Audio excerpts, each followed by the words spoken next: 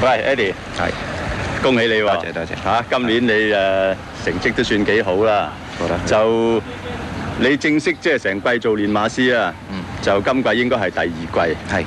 咁你覺得做練馬師同騎師啊，你覺得有啲咩最大唔同嘅地方咧？做騎師注重體力啦，做練馬師就比較諗多啲嘢，部署啊，樣樣嘢啊，咁馬匹嘅操練啊咁樣啦。做騎師就最主要朝頭早你係比較勤力啲嚟晨操啦，最緊要噶啦。咁即係做騎師就冇練馬師咁辛苦噶咯喎，照你講。各有各辛苦即係體力啊，亦都係勞動，亦都好辛苦嘅嗱，咁今季咧你就有隻馬有好突出嘅表現㗎，就係轉中寶啊。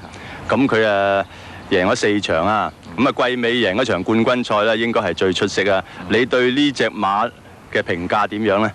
呢隻不嬲都係好好馬㗎啦，佢又嚟初嚟香港，我哋都好歡喜佢㗎啦。但係佢初有即係整親隻腳啦，第一年又唔出得賽啦。跟住舊年佢就因為跑嗰場女王杯之前有個 virus 嗰啲過濾性病毒啦，咁影響到佢本身嘅個進展啦。咁今季叫做係即係冇病冇痛，咩事都冇㗎啦咁所以即係一路都跑得幾好啊！嗱，我記得佢喺邀請賽嗰場咧，佢就輸俾飛躍武士㗎。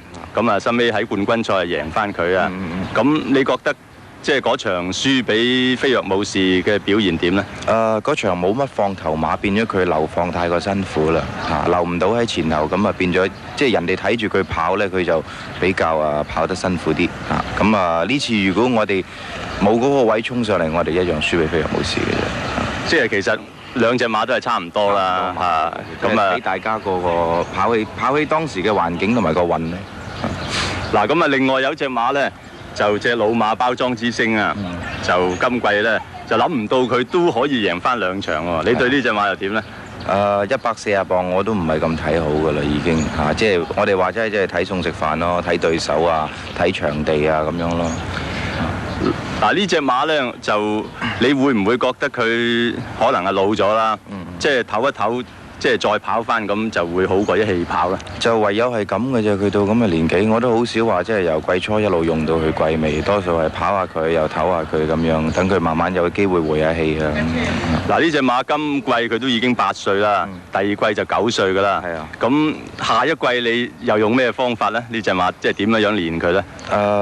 我睇俾佢都係咁上下啦，俾佢跑下唞下啦，同埋希望平磅員唔好俾咁重磅佢咯。長期都係140磅，照計都幾辛苦啊！到佢9歲應該有少少影響㗎啦。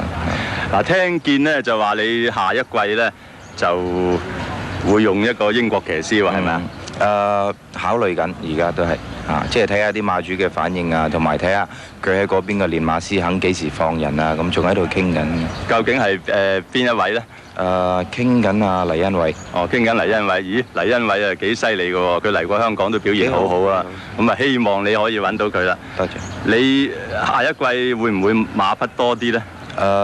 暫時嚟講應該多少少嘅睇暫時嚟講，因為而家都係季尾啦，咁總有啲調動㗎啦，應該係多翻啲。咁希望你下一季有更好嘅表現啊！